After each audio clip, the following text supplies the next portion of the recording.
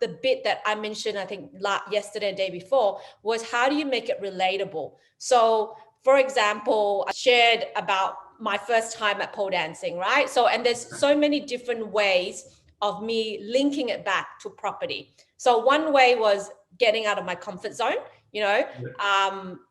I shared that with the property industry, the property audience, and said, look, you know, doing something new, pushing out of your comfort zone, you know, that's very similar to property development. But one of the Facebook video that I did was about, you know, how to get JVs to throw money at you, and you don't even need to learn pole dancing, right? So it's a bit of a twist to that. So, but people don't really learn pole dancing, but then if you look at it from a different point of view, people can relate to it.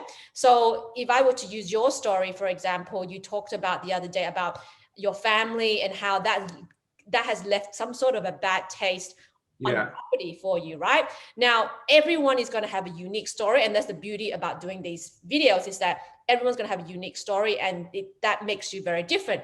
But at the same time, you need to relate it back to being common and relatable to everyone else. Now, that is the part that you are missing, that I was trying to tell you the last couple of days. So what you just, and it's just a one-liner, right? It would be more like, guys, you know, that's why it's taken me so long until I was 40 before I bought my first property, because property has somewhat left a bad taste in my mouth in so many years. So I'm sure that is very much similar to a lot of you out there. Has property left a bad taste or bad experience in your life that you almost didn't buy a property or almost didn't continue on in your property journey? You know, did you have a bad deal?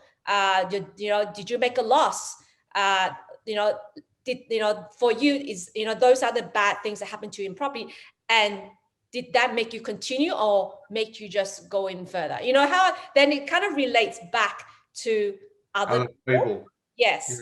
Yeah. So it could be, I mean, I probably fleshed a bit out there, but you could just be a one-liner. And then the other thing you talked about, education. So you're talking about the fact that I liked how you shared the story of you bought a site and you were going to build 2 units, right?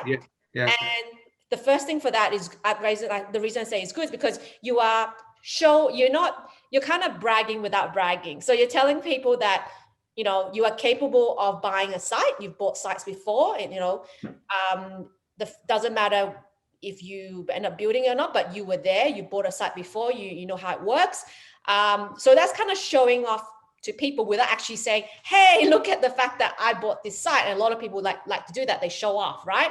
But you're just talking in the conversation, you're not showing up. But when I heard you tell me that, I'm like, oh, Harry is not a rookie. He actually knows a few things or two. You know, he's talked to real estate agents, he's done some due diligence on a block of 6 2-bedders, right? So he does know his stuff, right? Now, the thing is, not many people would have been in your position, right? So then how do you make it relatable again to people that hasn't been there, and potential newbies that haven't even bought investment properties that would want to invest with you? So you could be the fact that, look, what I realized after buying this site, that I wasn't educated. I didn't even have a mentor to help me through getting the finance or even to kick off the build in this site, right? And so after that experience, I realized that it's very important that you do 2 things: is get a mentor, someone that's been there and done that, and to get an education, whether it's a paid education or it's education with a mentor. So this is something I've learned, guys. If you are thinking of starting a property, just make sure that you do find yourself someone that you could learn from, like a mentor, whether it's a joint venture partner, or you could go pay for an education, learn from there. Now, by saying that, you are kind of indirectly saying, call me.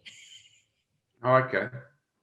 You know what I mean? Yeah. Now, if I did that video, do you feel like, Harry, that why don't I just call Davina? You know what I mean? Yeah. Because you're watching me. So if I'm the one saying you should go find a mentor, it means I am okay being someone's mentor.